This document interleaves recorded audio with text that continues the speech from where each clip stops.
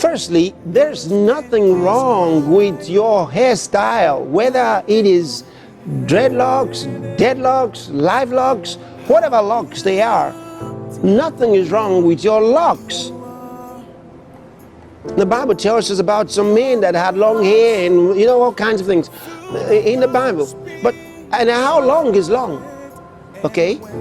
Now, what's important is this. You always want to be decent, okay? You always want to communicate with those in your world, all right? And if, for example, you had dreadlocks before you were born again, can you imagine, with your dreadlocks, Jesus saved you? How were you born again with dreadlocks? Meaning that he wasn't put off with your dreadlocks. See that? So that means that's not the problem. That's not the problem. If you would rather have a different hairstyle, go ahead and have a different hairstyle. But I have a little something to tell you about these dreadlocks, just for good information for you. The dreadlocks became popular through those who are called Rastafarians, okay? And if your dreadlocks are based on the Rastafarian society, there is a problem, and I want to explain what that problem is. When you say, I know a lot of people who do these things don't even have an idea where it came from. When you say Rasta, which is an abbreviation for those who are Rastafarians, Rastafarian came from two names,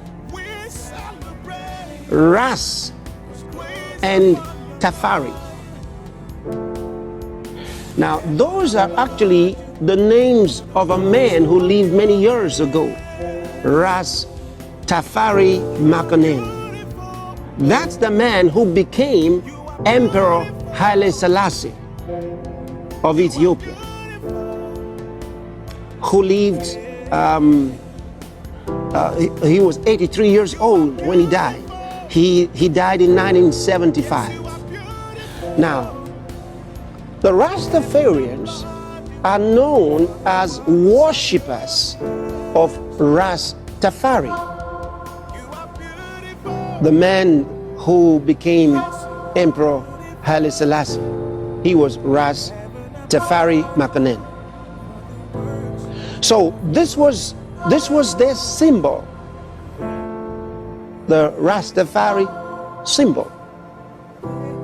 So if you say that you are a Rasta or a Rastafarian, that's actually what you're saying. You are saying that you are a worshipper of Haile Selassie, because they believed, here's their doctrine, they believed that Haile Selassie, Ras Tafari Makonnen, was a descendant of King Solomon through the Queen of Sheba.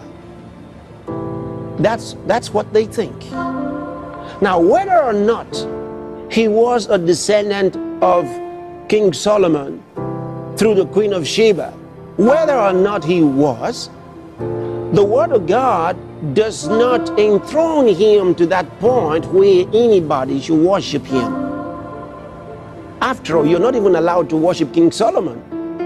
Why would you worship Rastafari Makonnen, Haile Selassie, Emperor of Ethiopia, who's dead now? See, so get that understanding, and it will help you know whether to keep the dreadlocks or not.